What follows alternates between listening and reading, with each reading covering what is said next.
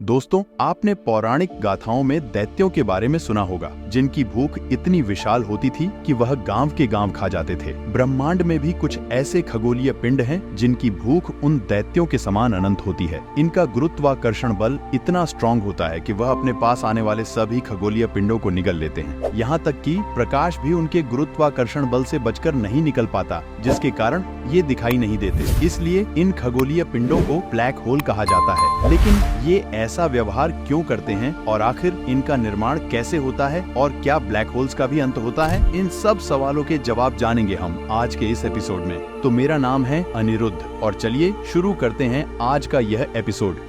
ब्रह्मांड में मौजूद ब्लैक होल नाम का यह दानव एक अत्यधिक घनत्व वाला ऑब्जेक्ट होता है। इसमें बहुत ही कम क्षेत्र में इतना ज्यादा मास होता है कि उससे उत्पन्न गुरुत्वाकर्षण किसी भी दूसरे फोर्स से ज्यादा पावरफुल हो जाता है और उसके प्रभाव से लाइट भी नहीं बच पाती। ब्लैक होल की उपस्थिति का प्रस्ताव 18वीं सदी में उस समय ज्ञात गुरुत्वाकर्षण के नियमों के आधार पर दिया गया था। इसके अनुसार किसी पिंड का जितना ज्यादा द्रव्यमान होगा या उसका आकार जितना छोटा होगा, उस पिंड की सतह पर उतना ही ज्यादा गुरुत्वाकर्षण बल महसूस होगा। ये तो हुई बुनियादी बातें। आइए जानते हैं कि ब्लैक होल का निर्माण कैसे होता है। ब्लैक होल तब बनता है जब कोई बड़ा तारा बूढ़ा हो जाता है, यानी उसमें मौजूद ज्वलनशील पदार्थ यानी हाइड्रोजन खत्म हो जाता है। चलिए इसे थोड़ा विस्तार से समझते हैं। तारे विशाल आकार के होते हैं, उनका गुरुत्वाकर्षण बल भी उतना ही विशाल होता है। यह बल तारे के हर एक कण को उसके सेंटर की ओर निरंतर खींचता रहता है। लेकिन तारे के केंद्र में हाइड्रोजन रहता है, जो तारे की भीषण गर्मी के कारण फैलता जाता है। उसके फैलने के कारण जो प्रेशर उत्पन्न होता है वह तारे के गुरुत्वाकर्षण बल का प्रतिरोध करता है। इसलिए तारा पूरी तरह अंदर की ओर कभी नहीं धंसता। लेकिन एक समय आता है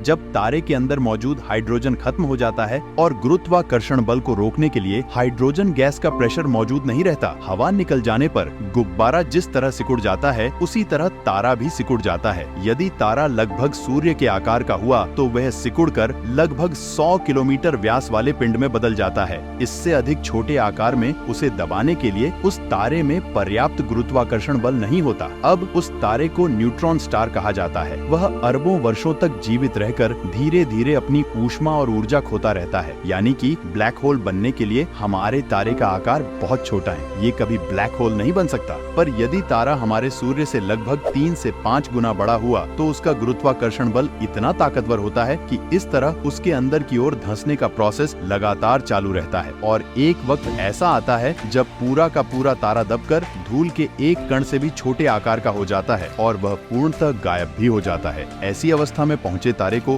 ब्लैक होल कहते हैं। इस तारे के अणु परमाणु गुरुत्वाकर्षण बल के कारण इतने पास पास दबे होते हैं कि उसका गुरुत्वाकर्षण बल असल तारे से कई लाख गुना बढ़ जाता है। अब जब आप ब्लैक होल के निर्माण के बारे में जान गए हैं तो एक सवाल आपके मन में उठ रहा होगा कि जब यह दिखाई ही नहीं देता और प्रकाश तक को बाहर नहीं आने देता, तो वैज्ञानिकों को इसके अस्तित्व के बारे में कैसे पता चला? जिस तरह हम हवा को देख नहीं पाते पर हवा के कारण झूम रहे वृक्षों को देखकर समझ जाते हैं कि हवा चल रही है, उसी प्रकार ब्लैक होल के आसपास के ऑब्जेक्ट्स की गति में मौजूद असमानताओं को देखकर हम अनुमान लगा सकते हैं कि आसपास ब्लैक होल मौजूद है। हबल जैसे टेलीस्कोप ने ब्रह्मांड के ऐसे फोटोज हमें भेजे हैं जिनमें दिखाई दे रहा है कि कुछ तारों की गैसीय सामग्री किसी अदृश्य बिंदु की ओर खींची चली जा रही है। ऐसा किसी ब्लैक होल के गुरुत्वाकर्षण बल के कारण ही हो सकता है। वैज्ञानिक मानते हैं कि हमारी आकाश गंगा के केंद्र में भी एक ब्लैक होल है, जो आसपास के तारों को निगलकर निरंतर बड़ा होता जा रहा है। महान भौतिकी शास्त्री अल्बर्ट आइंस्टीन ने अपनी जनरल थ्योरी ऑफ रिलेटिविटी में ये सिद्ध किया कि प्रकाश एक लिमिटेड स्पीड यानी लगभग 3 लाख किलोमीटर प्रति सेकंड की स्पीड से चलता है। इसका अर्थ ये है कि स्पेस और टाइम एक दूसरे से संबंधित हैं। 1915 में उन्होंने सिद्ध किया कि ब्लैक होल जैसे भारी पिंड अपने आसपास के 4 आयाम वाले स्पेस और टाइम को विकृत करते हैं। यह विकृति हमें गुरुत्वाकर्षण के रूप में दिखाई देती है। इसे समझने के लिए एक उदाहरण लेते हैं। अगर किसी चादर पर एक भारी लोहे की गेंद को रख दें तो वह चादर को विकृत कर देगा। अब अगर उसके पास कंचों को बिखरा दें तो वे उस गेंद की परिक्रमा परिक्रमा करते हुए अंत में गेंद के पास पहुंच जाते हैं। यहाँ चादर स्पेस है और एक भारी पिंड द्वारा चादर में आई विकृति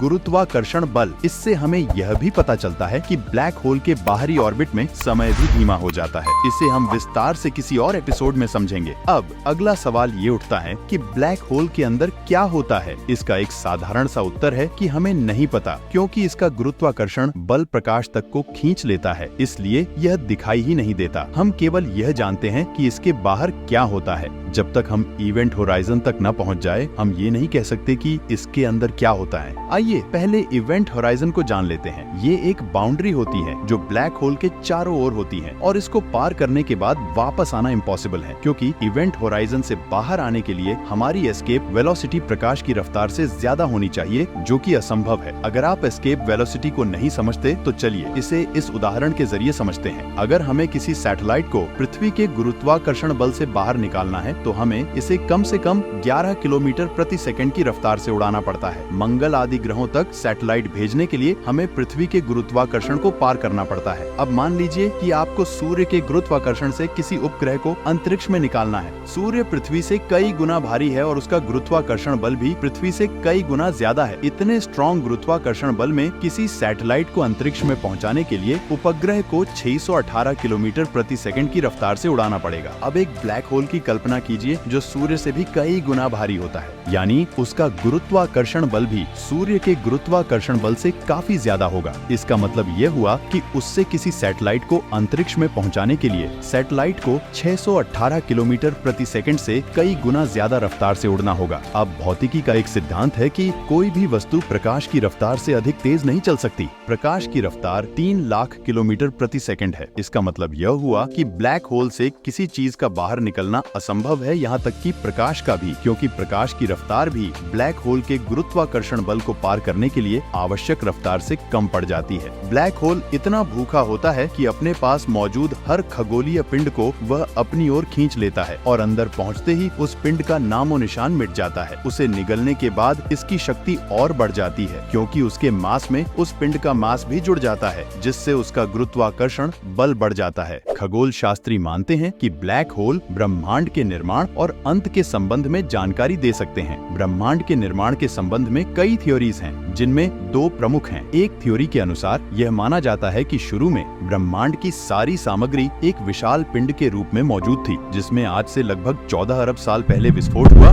जिससे सारी सामग्री पूरे अंतरिक्ष में फैल गई। दरअसल फैलने की प्रक्रिया अब भी जारी है। इस थ्योरी को द बिग बैंग थ्योरी कहा जाता है। इसके बारे में हम ऑलरेडी इस वाले एपिसोड में जान चुके हैं। दूसरी थ्योरी के अनुसार ब्रह्मांड का निर्माण और अंत चलता रहता है। ब्रह्मांड ब्लैक होल के विस्फोट से बनता है और उसकी सामग्री फैल जाती है, और फिर सारी सामग्री वापस लौटकर ब्लैक होल में समा जाती है, जिसमें फिर विस्फोट होता है। यह प्रोसेस लगातार चलती रहती है। इस प्रक्रिया में ब्लैक होल्स की कोई अहम भूमिका हो सकती है, पर यह सब अभी सिर्फ हमारी कल्पना है। शायद हम भविष्य में ब्रह्मांड के निर्माण में ब्लैक होल्स की भूमिका को समझ पाएं। आज के इस एपिसोड में बस इतना ही। अगर आप बिग बैंग पर बनाया हमारा वीडियो देखना चाहते हैं तो इस चैनल को सब्सक्राइब करके आपके सामने आई इस वीडियो पर क्लिक कर दीजिए। और अगर आपको ये एपिसोड पसंद आया तो इसे एक लाइक जरूर करें। अगर आप किसी स्पेशल टॉपिक पर वीडियो चाहते हैं तो नीचे कमेंट करें। मिलते हैं एक और दिलचस्प एपिसोड में, तब तक के लिए नमस्कार।